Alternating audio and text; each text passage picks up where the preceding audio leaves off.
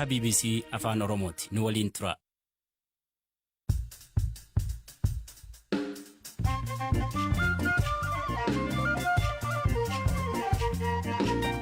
Ashama akka moontan sagantaan BBC Afaan Oromoo kamisa galgalaa eegalee Itoophiyaan yeroo jalqabaaf Keeniyaatti humna elektirikii gurguruu eegalte. የኃይል ሽያጭ የጀመርነው ዛሬ ነው ማለት ነው። Ifatti humna ibsaa Keeniyaatti gurguruu kan eegalle har'adha. Kan dhaabbayyaa qofa osoo hin taane Ministeerri Muummee Abiy Ahmad malaamaltummaan yaaddoo nageenyaa biyyaalessaati jechuun labsan balaan ibiddaa lammiilee Itoophiyaa Suudaanitti baqatan dahoo malee hambise humnoota TPLF kachiisuun hanga yaadame ol yeroo fudhachuu danda'a jedhan ogeessi seeraa idil-addunyaa. Akka muuxannoo kootiitti lolli xinnoon qabdu diinnis xinnoon qabu warra Oromiyaa keessaa lolu kanas immoo ta'anii wanta wajjin haasofte murtoon arganneef hin jiru. Oduu fi odeeffannoo kaan dabalee ammayyuu taanaa isiniif dhiyeessa.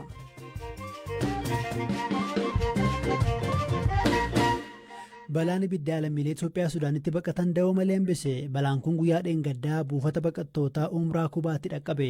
Lammiileen kun yeroo waraanni Tigraayitti ka'e kan Suudaanitti baqatanidha. Taatullee hanga yoona deeggarsa argannee jedhu bulchaa taanaan dahoo baqattoota kana Alulaa Gabra Giyoorgis.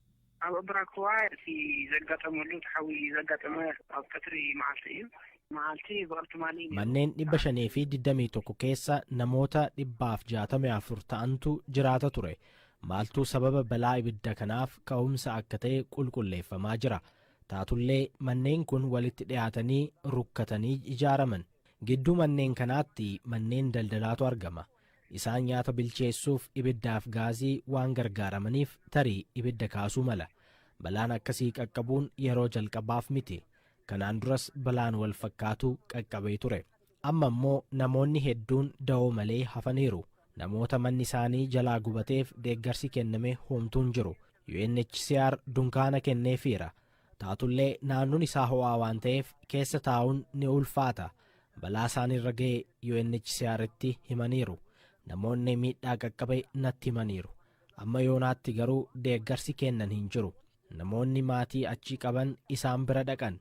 Namoonni kaan garuu balaaf saaxilaman. Gama kaaniin dhaabbanni biyyoota gamtoomanii guyyoota taanan keessatti deeggarsa dabalataaf gara Tigraayitti akka balali'u beeksiseera. Guyyaa kaleessaa balaliinsi deeggarsa namoomaa yaalii jalqabaa gara magaalaa Shireetti taasifamuun ni yaadatama. Sababa waraanaan lammiileen hedduu gargaarsa namaan jiraachuuf dirqamaniiru.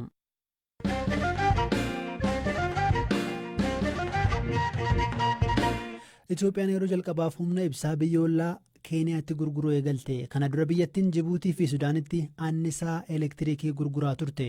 Annisaa Keeniyaatti gurgurtuu kanarraa Itoophiyaan waggaatti galii doolaara Ameerikaa miiliyoona 100 argachuuf akka kaayeffatte Daayirektarii Kominikeeshinii humna ibsaa Itoophiyaa obbo Mogas Makonnen BBC'tti himaniiru.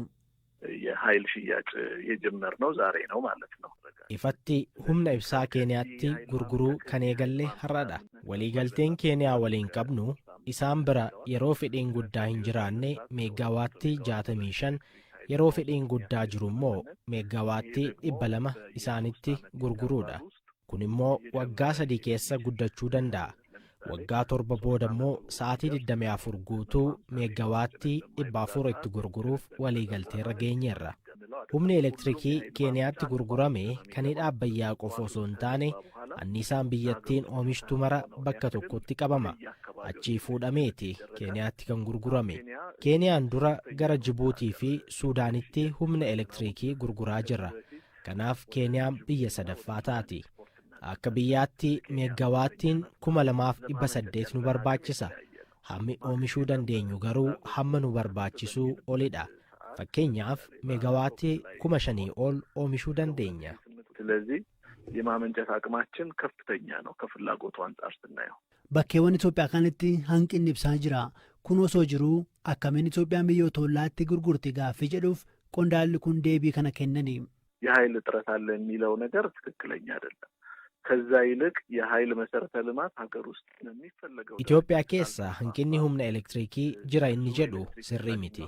Osoo dhibee hammi bu'uraalee humna elektirikii biyya keessa waan hin babal'anneef bakkeewwan anniisaa elektirikii hin arganne inni jiru jedhu dhugaa qaba.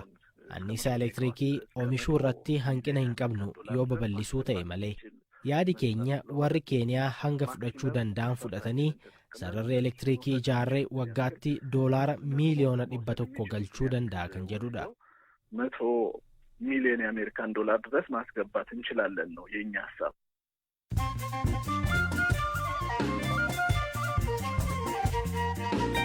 amma mooduun gaggabaaboon sinitti maa waliigalteen nagaa raawwatus waraanni Eertiraa ammallee Tigraay keessatti badii raawwataa jira jedhan qondaallitti TPLF dubbii himaan TPLF obbo Geetaachoo Radaa waraanni Eertiraa lammiilee nagaa ajjeesaa jira qabeenya saamaa fi mancaasaa jira jechuun himatanii hanga waraanni federaalaa waraanni Eertiraa Tigraay keessaa ba'uusaa mirkaneessutti humnoonni Tigraay meeshaa lafan kaa'anii jedhan obbo Geetaachoon dubbii himaa mootummaa Itoophiyaa obbo Laggasaa Tulluu garuu akkuma humnooti Tigraay meeshaa eeggataniin humnoonni federaalaan ala jiran Tigraay keessaanii ba'uu jechuun deebisan.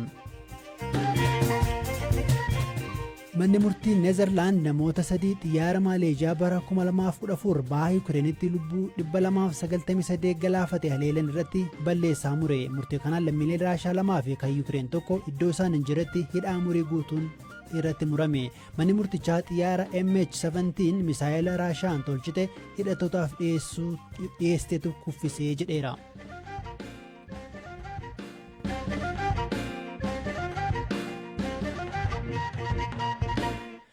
Ministeerri muummee Itoophiyaa Abiy Ahmed malaammaltummaan yeroo ammaa yaaddoo nageenya biyyaalessaa ta'eera jechuun labsan mootummaan malaammaltummaan hammaateera jedhe irratti duuluuf koree biyyaalessaa hundeessuun waajjira ministeera muummee guyyaarraa beekseera. Lammiileen tajaajila mootummaarraa sirnaan argachuu qaban sababa maallaqa gaafatamaniif rakkatu irra deddeebiin ibsamaa ture. Hirphaa Gammachuu gabaasa qaba. Ibsi hundeeffama koree biyyaalessaa fi miseensota koree kanaa ibsuudhaaf baheen yeroo adda addaatti marii hawaasa wajjiniin godhameen haala yaaddoo nageenyaan qixa ta'een malaammaltummaan gufuu imala badhaadhinaa ta'uu kaasaniiru jedha. Yakki malaammaltummaa guddaan gama kenniinsa tajaajilaa dhimma lafaa wajjiniin walqabateen damee faayinaansii adeemsa bittaa fi gurgurtaa waltajjiiwwan haqaa dhaabbilee misoomaa fa'aatti mul'achuus ibsama. Itoophiyaan ammaan dura komishinii farra malaammaltummaa hundeessitee qabaattus amma irraa eegamu hin baanne jedhamuun qeeqama. Aangoon labsiin kennameefis hubannaa kennuu fi eeruu fudhachuu fa'aatti daangeffame. Ibsi waajjira ministeera muummee kun waraannii fi weerarri koronaa xiyyeeffannoo mootummaa fudhachuu hubachuudhaan malaammaltoonni neetwoorkii jabeeffatanii Itoophiyaa kuffisuudhaaf hojjechaa jiraachuu marii uummata wajjin hin godhamee fi qorannoon agarsiiseeraa jedhama. Mootummaan gama nageenyaan akkuma godhe malaammaltummaa irrattis opereeshinii keessa deebii hin qabne gaggeessuu akka qabu bu'aan qorannoo godhamee ni akeekaa jedhama. Hojjettoota mootummaa kanneen malaammaltummaa kana gidduu deemuun si'eessan kanneen matta'aa kennan irrattis qorannoo gaggeessaa jira jedhama. Koree biyyaalessaa ijaarame kanaaf miseensonni nama 7 kan muudaman yoo ta'u hoogganaan waajjira tika biyyaalessaa obbo Tamasgeen Xurunaa fi ministeerri haqaa biyyattii Dr. Geediyoon Ximootewoos ni argamu. Ministeerri muummee Abiyyi ibsa isaanii kanaan uummanni namoota malaammaltummaan shakku ragaa wajjiniin koree kanaaf eeruu akka kennu sarara bilbilaa bilisaa fi toora ergaa gabaabaa ifa godhaniiru.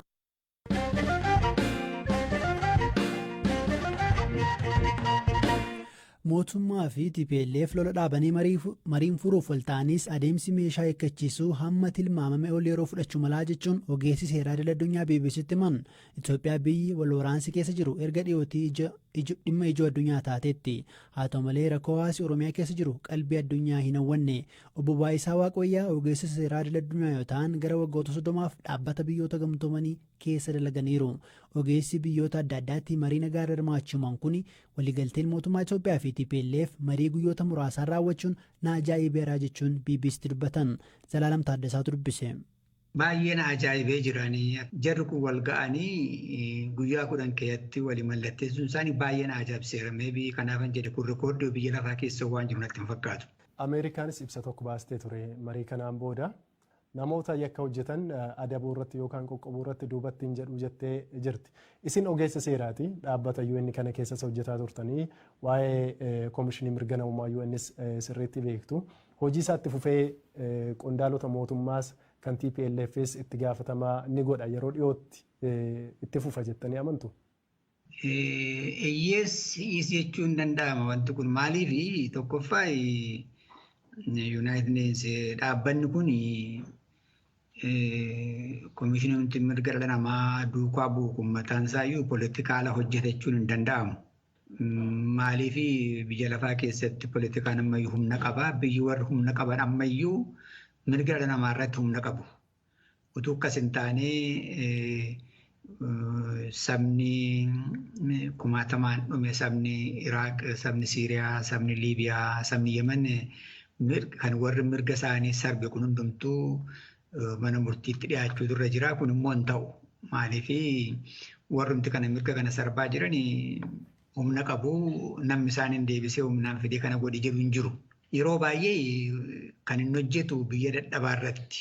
Amma biyya keenya keessatti keessumaa dadhabina keenya irraan kan ka'e jirurra ooluu hin danda'adheen jira. Garuu baayaas maa jechuudha, gam tokkoof looguun utuu hin ta'in loogii tokko malee gidduu galeessuma ta'ee dhaabbanni kana hojjetu jiradhee amma kanatti yaadu nama ofuma kooti keessan ture dhaabbata kana asumatti iyyuu wajjin jara kana wajjin odha karraroo baay'ee utuma achi naqin dura iyyuu already opinion mataa isaanii qabu.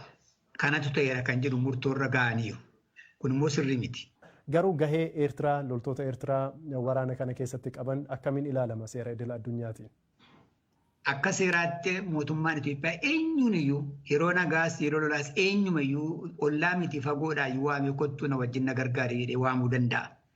Onwati beesis dhufanii Itoophiyaa lixan kan jedhu hin beeknu. Akka seeraatti yakka hojjette xammuma hojjete gaafatama. Kana akkaataa waliigaltee isaaniitti TPLF hidhannoo akka hiikkatan waliigalame ibsamee jira. Qabxii tokko gara jireenya isaanii idileetti al takkaatti yookaan salphaamatti deebisuun ni danda'ama. Akkamitti ilaaltu san? Lola keessatti keessumatti lola booddee waliigaltee erga dhufe booddee jiruurra oolchuudhaaf baay'ee rakkisaa kan ta'e kana. Maatii qabuu, qe'eetti deebi'uu hawwuu, responsibiliitiitu irra jira. Isaan yommuu lolli dhaabatu baay'ee gammadu. Ijoolleen garuu warri maatii hin qabne, warri qe'ee hin dhabne, warri jiru dhiisan hin dhufne kun sirumayyuu waan itti ariifatan hin qabanii torban tokkotti dhiisii isaan ji'a torbattitu nagaan bu'ee qawwee kana funaanee fixanii waan guddaadha. Qawwee isa guddaa funaanuu dandeessa to the contrary. Madfii fa'aa taankii fa'aa kana.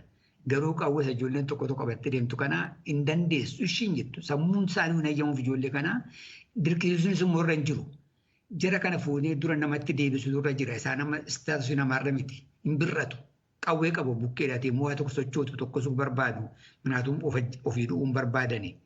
Na kanaatiif akka siyaasaame kanatti tun ta'in mootummaanis itti yaadee wanta kanarratti waan guddaa irratti yaadanii hojjetame malee iizii miti iziin jechuudha. Dhaabbilee kanneen keessa waggaa dheeraa hojjettanii jirtu. Dhimmi Oromiyaa kun maaliif yeroo baay'ee xiyyeeffannoon argatu akkamitti ilaaltu rakkoo kana? Biriifiin sa'aatii lamaa fudhadhee wajjin haasa'an ture delegeeshinii baay'ee guddaa kan warra bakkee kana. Namni bakkee tokko baay'ee wal lolleen attamitti saba guddaa ammasii saba miliyoonii meeqa qabu nama akkas jiru akka gootu jennaan kun rilevaantii miti yeroo xinnootti dhumaa'edha. I think mootummaan Itoophiyaas immoo akkuma kana yaada natti fakkaata. But in my opinion akka muuxannoo kootitti lolli xinnoon qabdu diinnis xinnoon qabu.